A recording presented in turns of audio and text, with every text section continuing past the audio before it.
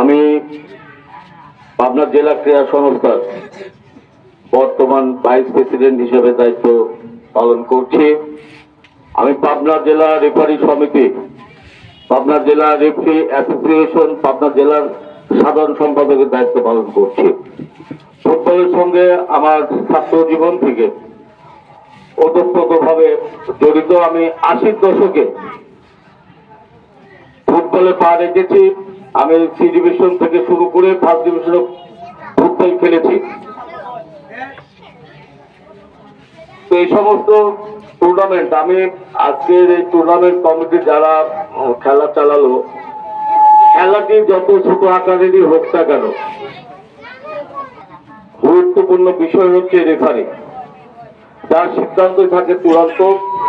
যত ছোট পর্যায়ের খেলায় হোক, রেফারি যখন সিদ্ধান্ত চূড়ান্ত থাকে, একজন ভালো অভিজ্ঞ রেফারি এবং রাইটসম্যান দ্বারাই এই সমস্ত খেলা আগামী দিনে যাতে পরিচালিত হয়, আমি সেই বিষয়ে টুর্নামেন্ট কমিটিকে অনুরোধ করব, প্রয়োজনে যে কোনো টুর্নামেন্টের অন্তত রেফারির ক্ষেত্রে রেফারি লাগলে সেই রেফারি আমি নিজেই সরবরাহ করব, কোনো সমস্যা নয়। আর তারপরে এখানে শুধু এলাকায় টুর্নামেন্ট না, যেমন আমাদের ইতিমধ্যে আগামীকাল থেকে শুরু হচ্ছে পাবনা জেলা ক্রীড়া সংস্থার উদ্যোগে, ডিএফএর উদ্যোগে আন্ডার-15 ফুটবল টুর্নামেন্ট পাবনা বাঁশের বাবা উচ্চ বিদ্যালয় মাঠে। এই সমস্ত খেলাও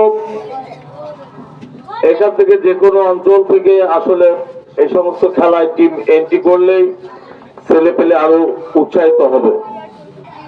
ক্রীড়াঙ্গনের জগতে আমার কথা যে এই অঞ্চলের আজকে যে প্রতি খেলোয়াড় যারা মাঠে খেলেছেন, সুন্দর খেলেছেন, তবে কিছুটা আইন জানা, আইনের কিছু বিষয় আছে, সেটা মাথায় রাখতে হবে এবং খেলোয়াড়দের খেলোয়াড়ি সুলভ আচরণ করতে হবে।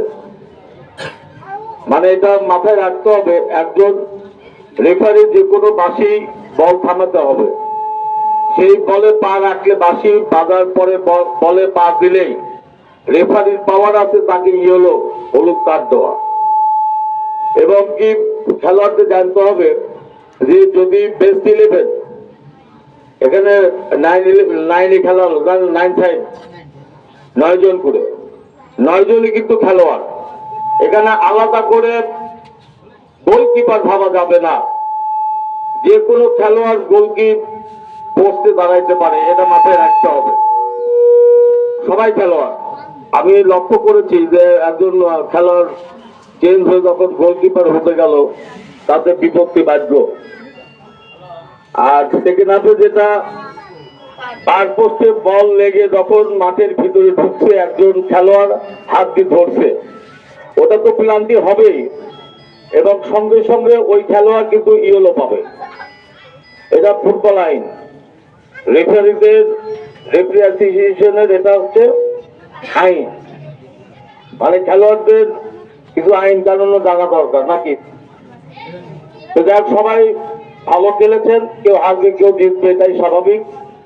তো বলে আজকে মানে খয়েরবাগান কি পূর্বপাড়া জিতলো না পশ্চিমপাড়া? পূর্বপাড়া 3-2 গোলে খেলা সমাপ্ত হয়েছে। সবাই ভালো খেলেছেন, সবাইকে ধন্যবাদ। আমাকে আজকের এই টিভি টুর্নামেন্টে প্রধান অতিথি করায় আমি সবার প্রতি, টুর্নামেন্ট কমিটির প্রতি, এলাকার ছোট বড় সবার প্রতি আমি আমার কৃতজ্ঞতা জ্ঞাপন করছি। আর আপনারা জানেন যে আমি গত উপজেলা নির্বাচনে অংশগ্রহণ করেছিলাম। আমার প্রতীক ছিল কাপ্রির। এই অঞ্চল থেকে আপনারা যারা আমাকে সহযোগিতা করেছেন এবং যারা করতে পারেন নাই, সবাইকে আমি আমার পক্ষ থেকে শুভেচ্ছা, অভিনন্দন।